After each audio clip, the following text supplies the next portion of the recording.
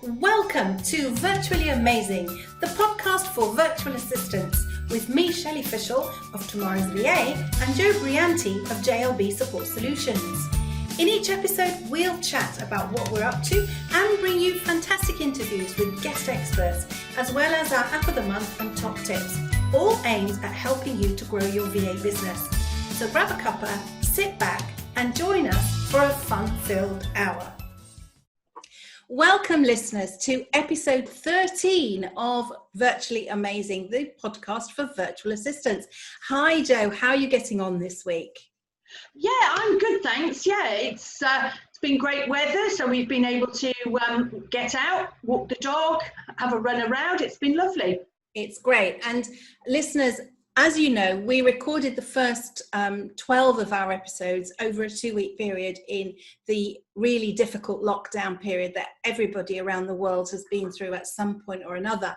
And we're now emerging from that, and we are now into our second block of 12 episodes. So over the coming episodes, you're going to hear from lots of different people, and the experience of coming out of lockdown will start to feature because we've recorded them at a later date to the earlier ones. So how is it for you in the UK coming out of lockdown now, Joe? You said you can get out for walks. Well, different things are starting to open up. We've had dates for the hairdressers to open. We've had dates for restaurants and cafes to open. And life feels like it's slowly starting to get back to normal. But again, there are still the restrictions around social distancing, using masks in shops and those kinds of things. So we're still being very precautionary, but life is starting to move slowly back to whatever normal sort of feels like. Yeah.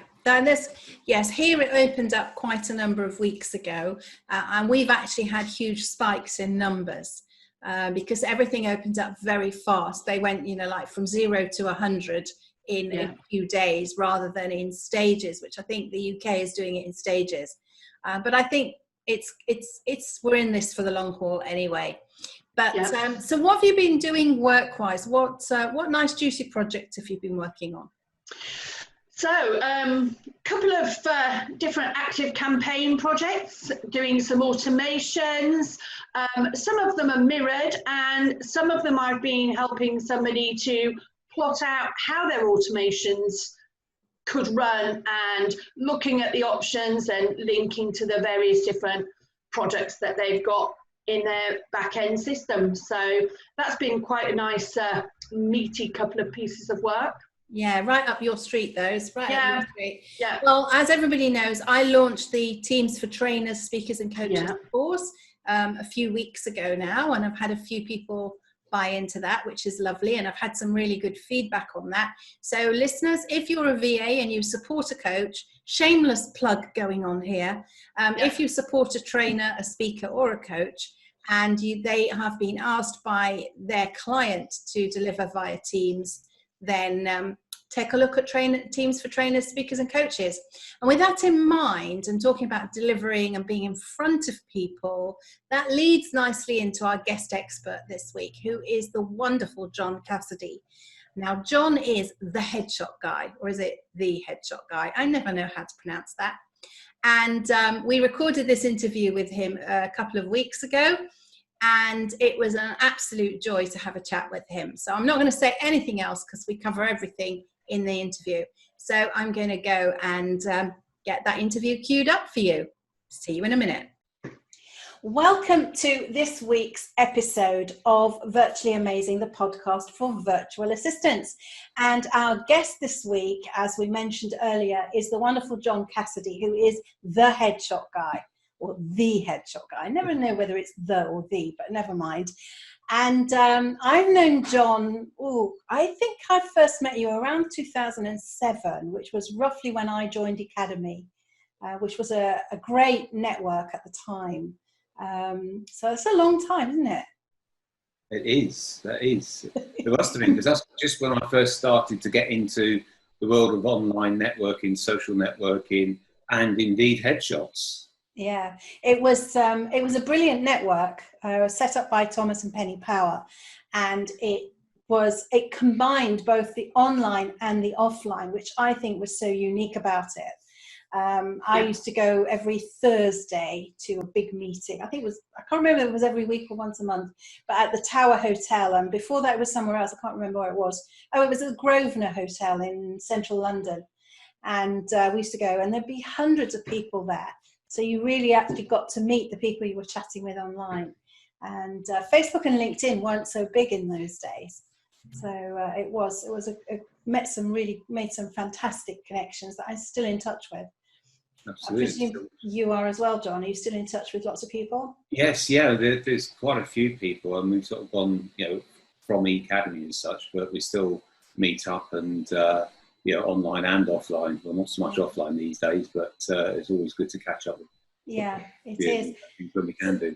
Yeah. So, do you want to tell our listeners and our viewers, because some people will watch this on YouTube and some people will just listen to the podcast on their phones or via the webpage. Do you want to tell us a little bit about the background for the Headshot Guy and how it came to be? John? Yeah, of course. Well, I've been a photographer all my working life. I spent 17 years in the Royal Air Force, finishing up doing all their PR photography.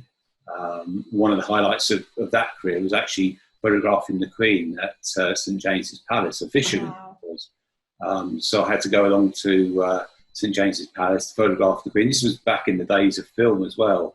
So I photographed her before they went into a formal dinner, and then went away, processed the film, printed it up in colour, framed it, and then took it back to the palace. So when they come out of the dinner, I was stood there with the photograph. Wow. So no pressure, but no, it was fantastic. And then actually got to present the photograph to the Queen afterwards, and it was nice having a little chat with them. And it was very very rewarding. I didn't end up in the Tower of London, so I must have done a good job. I don't know. I didn't have to come and visit you there then. And then 99, I left the RAF and started working freelancing really for the Times. My last job in the Royal Air Force, I was doing all their sort of PR photography, so got some relationships with some newspapers and started getting some pictures published in those, which was always nice to see. And started doing a bit of freelancing for the Times, and actually mainly in the sports and sports features.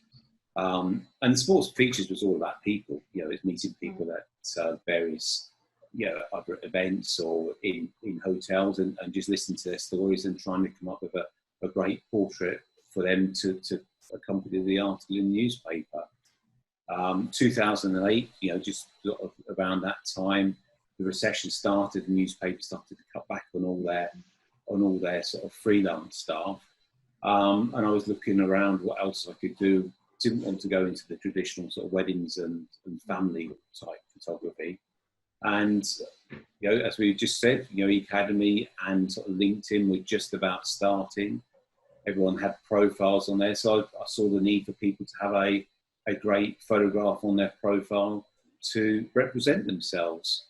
And so hence, the Headshot journey started, which is now sort of 12 years ago now.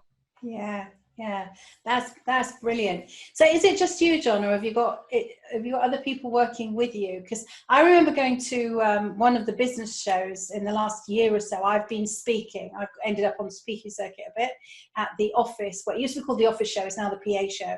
And there was a Headshot Guy there, and I was very excited. And it wasn't you; it was somebody else. Well, I've actually licensed the brand, so I've got a number of associate photographers on board. Right.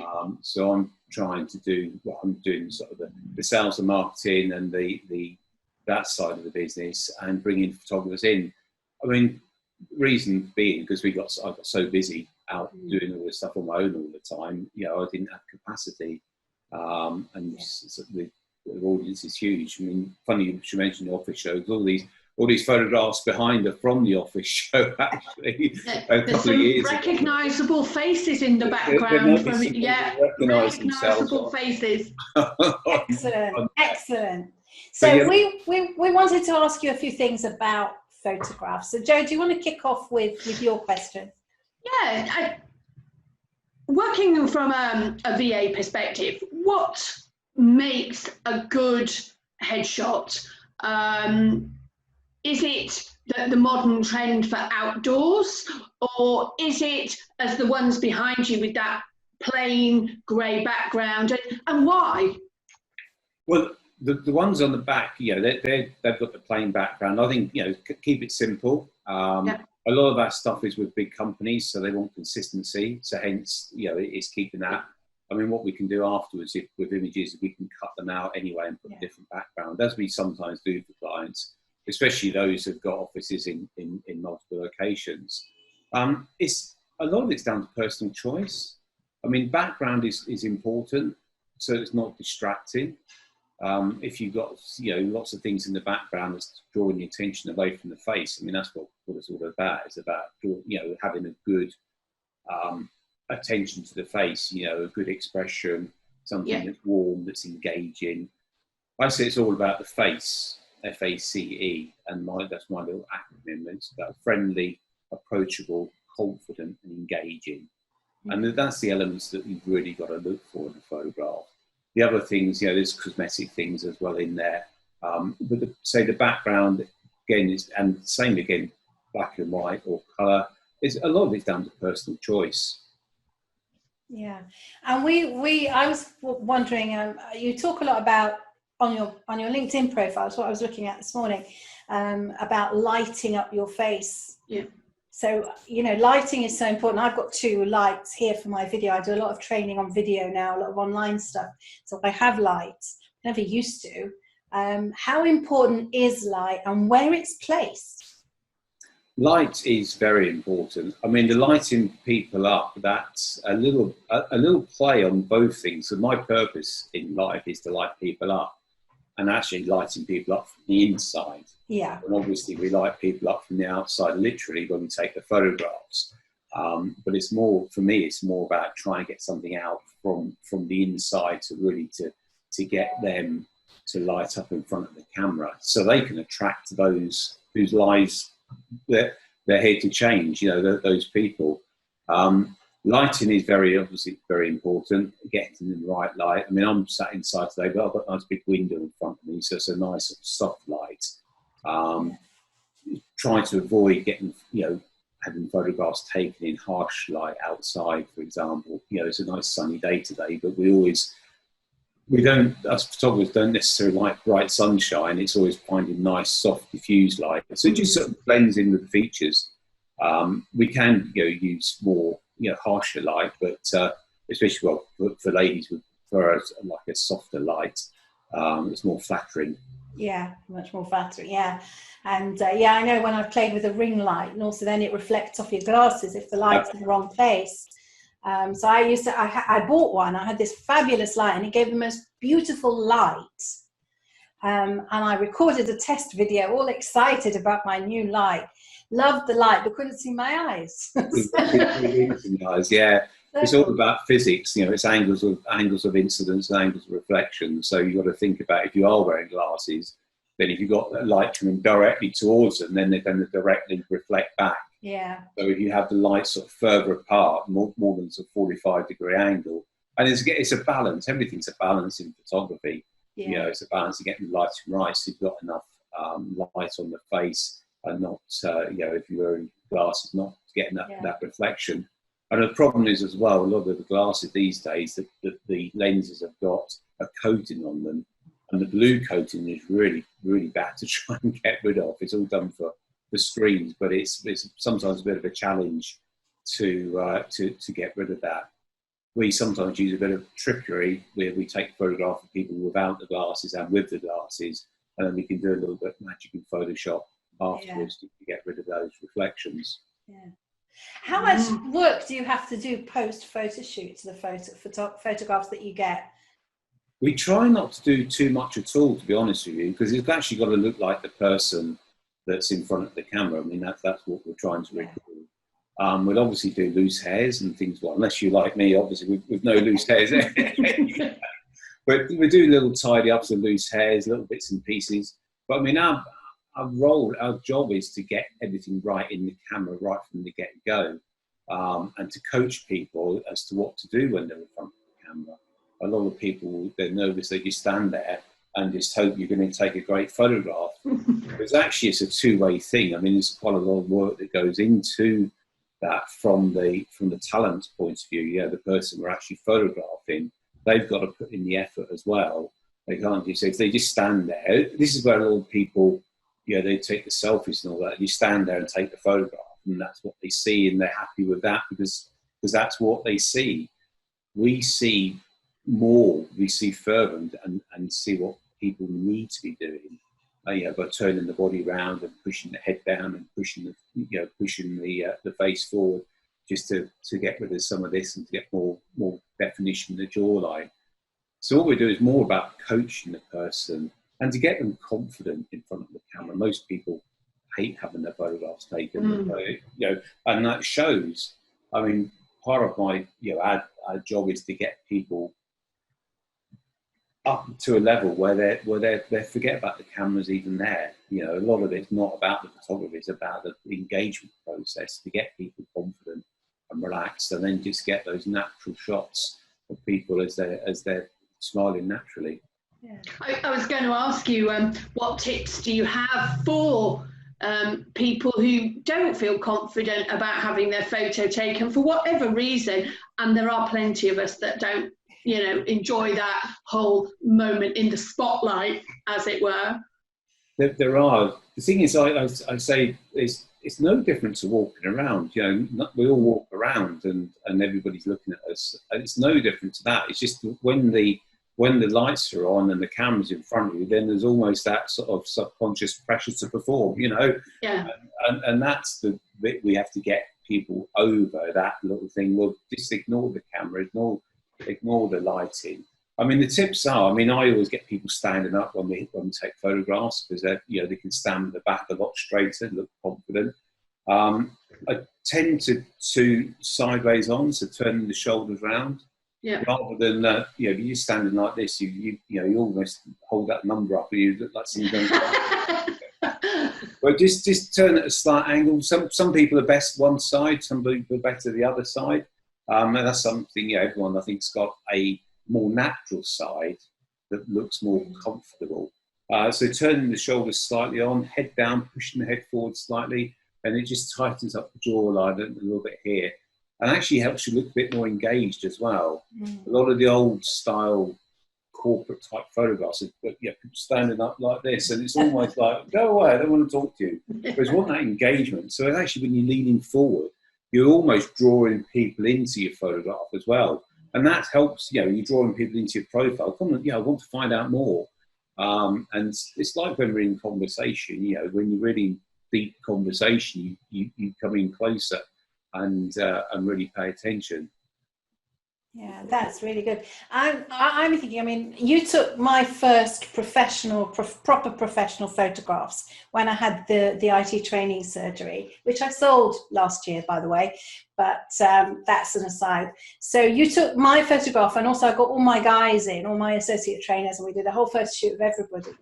And then I now look older than I did then, because it was about 10 years ago. So how often do you recommend that people have their headshot updated? Or is there anything specific that you think should precipitate that, should make that happen? What should you be thinking about? I think, well, from a business point of view, every year. But that's not... Obviously, you'd like them as often as possible, but... But I think if you've got any change, you know, if you've got a change in appearance, you know, we can't escape the aging process. We're all getting older. You know, it's nice to have a record of that. But I think if you've got a change in appearance, a change in hairstyle, a change in looks, a change in your brand as well, anything that, and also just a refresh. I mean, one of the things is when you put a photograph up, a new photograph, people see it and then they comment, and that's it's a good engagement point. You know, it's a good contact point there for people to say, oh wow, you just changed your photograph. And so that can start a conversation. So anything, you know, changing jobs, and also to have, if you are having a session, is to get a range of images so you can periodically change them. So you're not using the same image, and you can use, you know, different images on different platforms. and also a range of images that you can use on your website. For example, you've got the nice headshot, the front and center picture for your brand, but also some other images. So as people go deeper into the website, there's more images of you, which you can use as, as headers for blog articles and things like that. Yeah, no, that's a really good tip. I actually, it wasn't last PA show, it was the one before. I actually had a whole day shoot with somebody, and she did, we did two things. One was a brand shoot for me for headshots and things, and we took most of them in a coffee shop. Funnily enough, I drink a lot of coffee, so we took most of them in a coffee. I'd written a book about, an Excel book about coffee, so we took the pictures in a coffee shop. Seemed to be appropriate. But then I wanted action shots of me speaking, because people know I speak, but I didn't have anything showing that. So that was quite good. That was quite funny, and that from a speaker point of view was great, because you really are so focused on what you're doing that you've got no idea the photographer's even there. So. And that's the best images, those candid images. We can sometimes we do that in the studio, and it's one of the hardest things to do, is to get somebody to, like, trying to talk to nobody. We just try and get them engaged. I mean, just using the hands and things like that, and just trying to emphasize words and things like that, so it looks natural. One of the problems with trying to do it live is you're not totally in control of the situation from a photographer's point of view. So the background might not be right, the lighting might not be right, so we can recreate that in the studio. But having that range of images, and also having a range of images is holding up, as if you're holding up a whiteboard or something like that, and you can write messages on those. And there's lots of sort of marketing me type shots that you can use.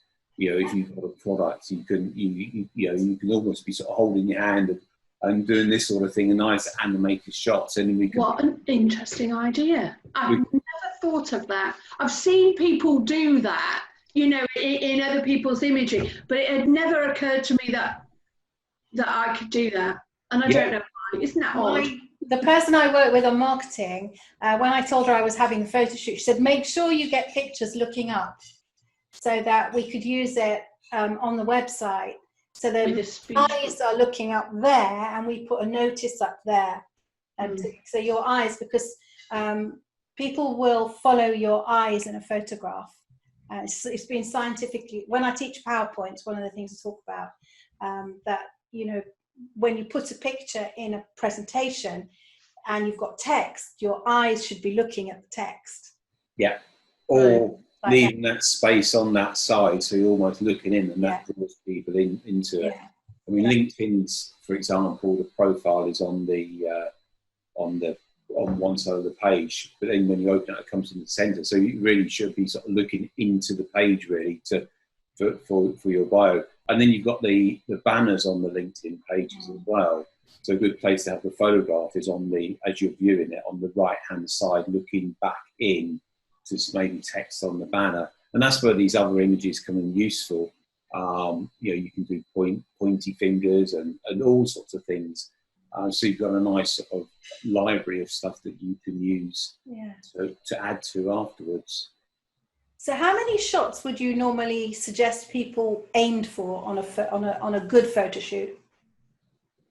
It really depends on what they were doing. Really, a lot of the companies we work for is one or two. We aim to get one or two great photographs out of it.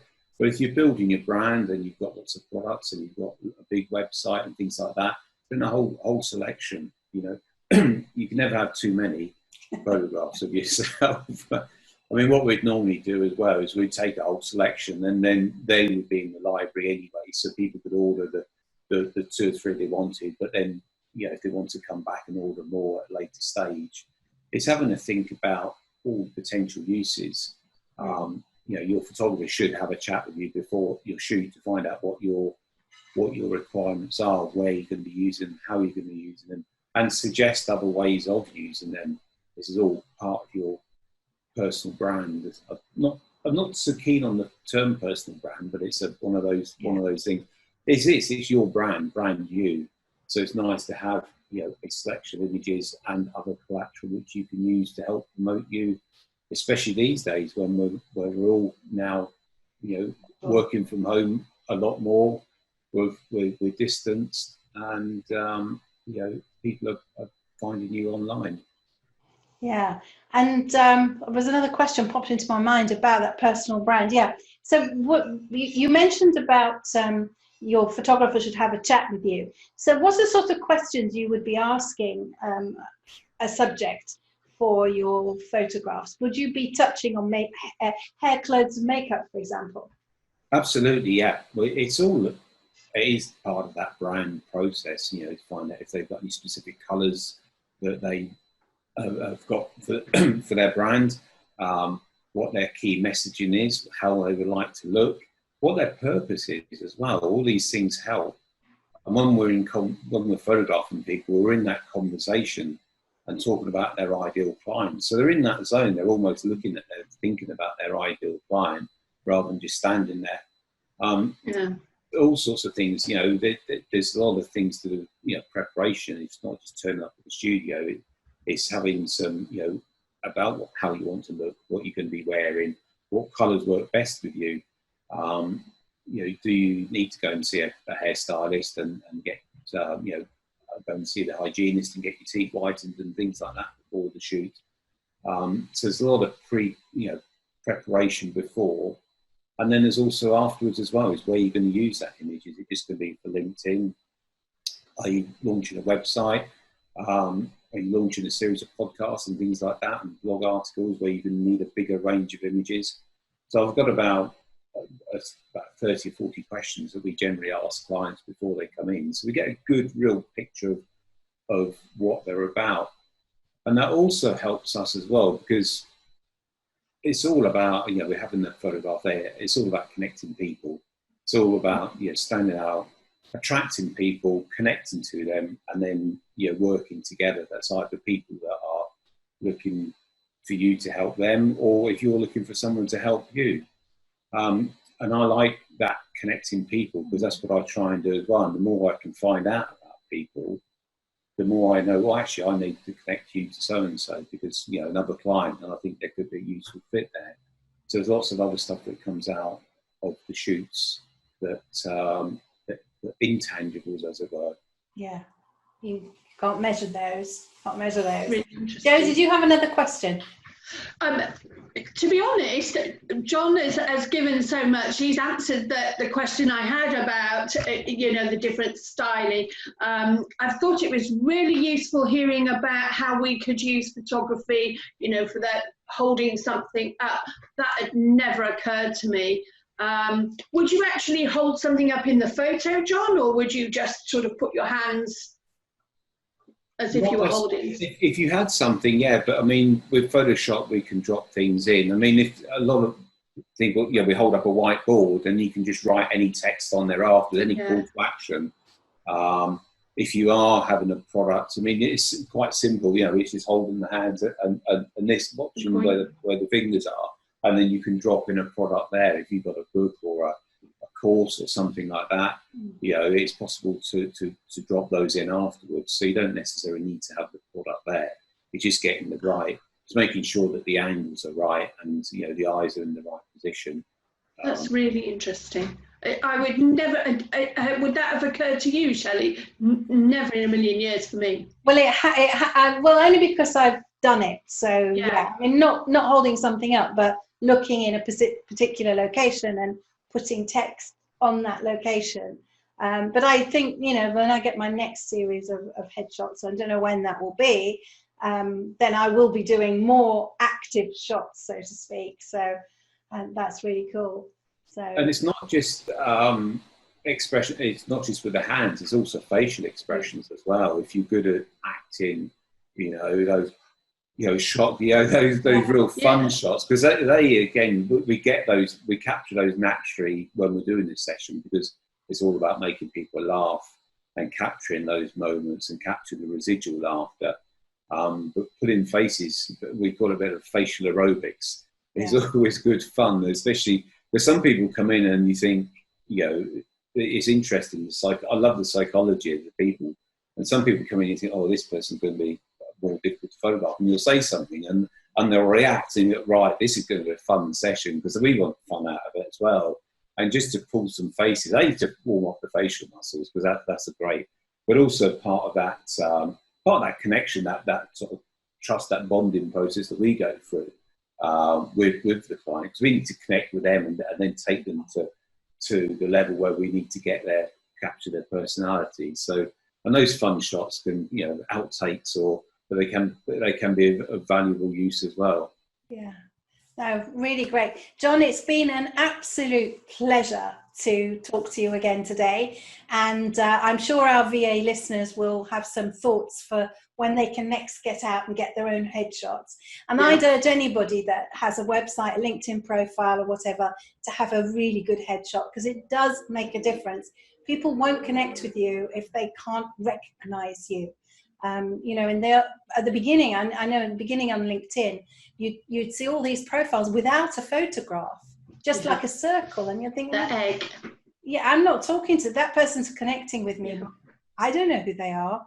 So I think I would urge anybody to have a good headshot. That would be great. About that trust process, is that trust you can see they actually, they are a human being.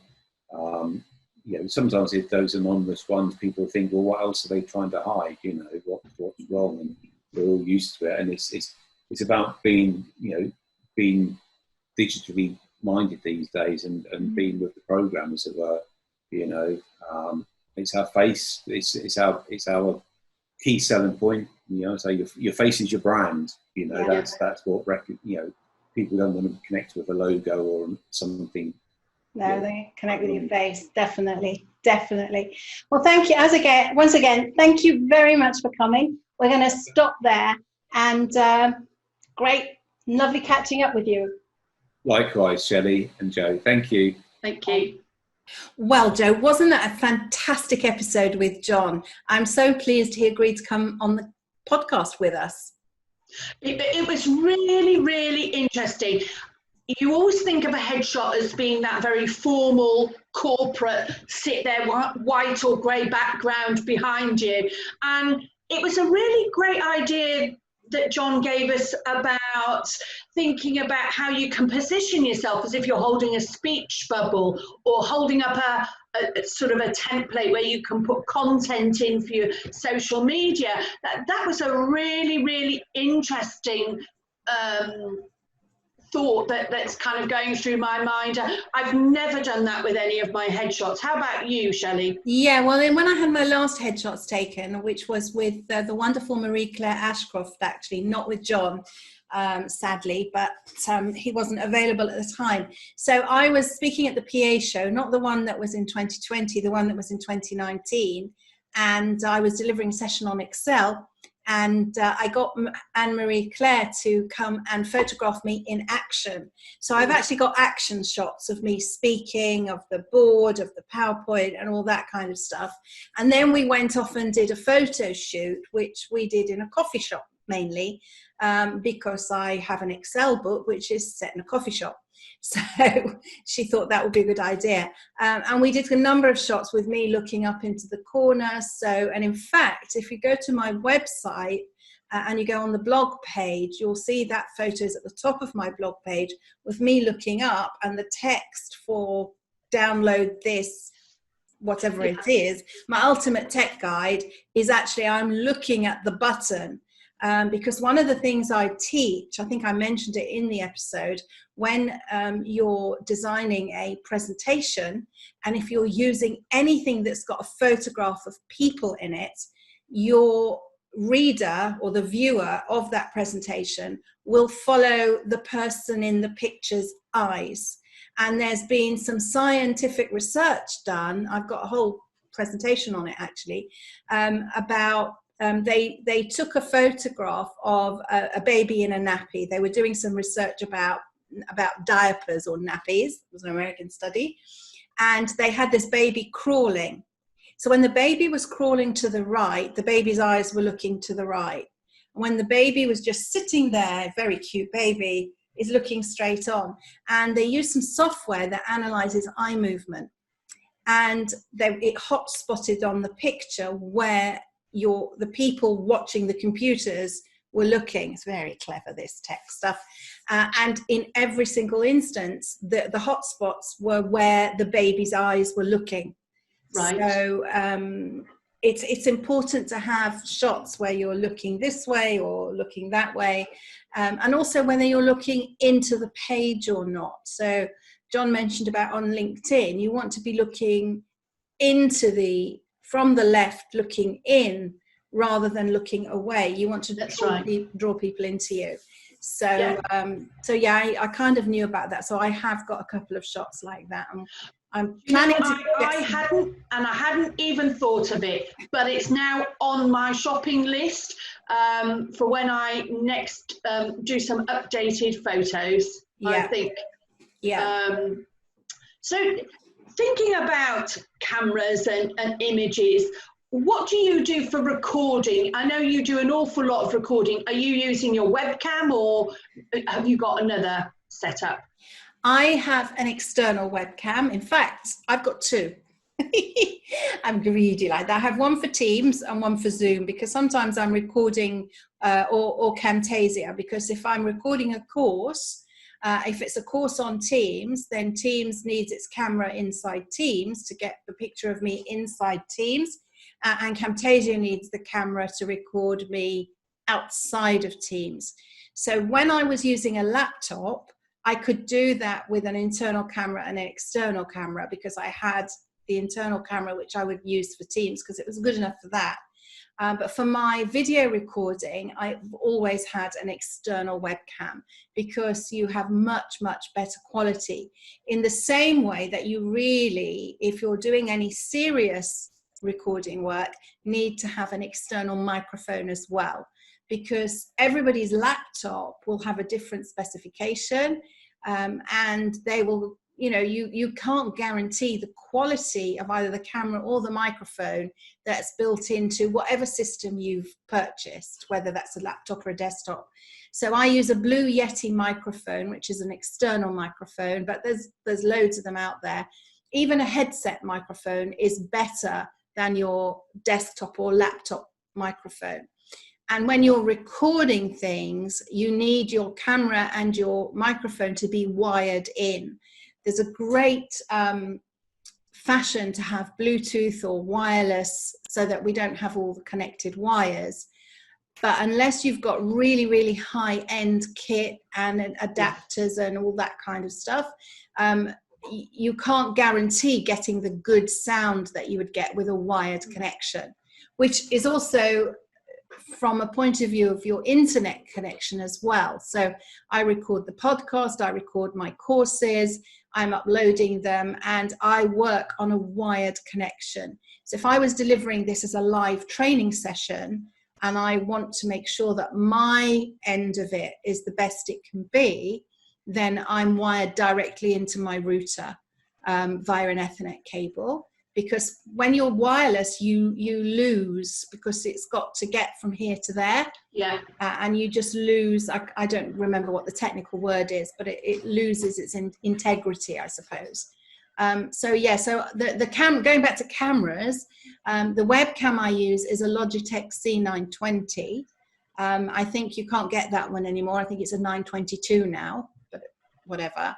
And that's what I use, and I have used the Logitech cameras are brilliant, and there is a range of them, so get the one that fits your budget, but definitely better than using your built-in webcam for serious stuff. Obviously, if you're just on a Zoom meeting, and if you're just on Skype, or you're just in Teams and you're not doing this professionally, you might not want to invest. But if you are doing lots of video work, and now with remote working it's a good investment to have an external camera and an external microphone. Yeah, I know that when we initially started the podcast, the sound quality at my end, because I hadn't thought about microphones or anything like that. So, I've gone down the road of investing in a microphone, and the camera is the next piece of kit that I will look at doing for my grand plans to start recording later in the year. Oh, what are you going to be recording, Joe? Let our listeners have a sneak listen, unless you want to keep it under wraps, of course. Well, for now, it's all part of the planning. I'm going to take some time out over August, and I'm going to sit and I'm going to plan out my content schedule, but I definitely need to add some better quality videos in there. So yeah. Watch this space, as they say. Excellent. And perhaps another time we can have a chat about recording software as well. I can talk through that's a great idea. What some of the other options are. Well, I think we've waffled on long enough and kept our listeners listening. Listeners, thank you very much for being with us. At the last count, we'd had 978 downloads, which is very exciting. By the time this episode goes out in a couple of weeks' time, I am anticipating that we'll have gone past the 1,000 downloads mark, which is the magic number. So do get in touch with us. You can get in touch with me, Shelley at Tomorrow's VA, or Joe at jlbsupportsolutions.co.uk. You can find our Facebook page at Virtually Amazing on Facebook. You can find me on LinkedIn. I'm Shelley Fishel everywhere. And so is Joe. Joe is also on LinkedIn. Connect with us, talk to us, have a look at the courses in my course directory, which is off of the tomorrowsva.com website. Have a look at the services that Joe offers from her website, and just get in touch. And if you'd like to be featured on the podcast, do let me know. So that's it for this week, and we'll see you in the next episode. You've been listening to Virtually Amazing, the podcast for virtual assistants with Shelley Fishel and Joe Brianti. We look forward to seeing you or hearing you or you hearing us in the next episode, which is coming very soon.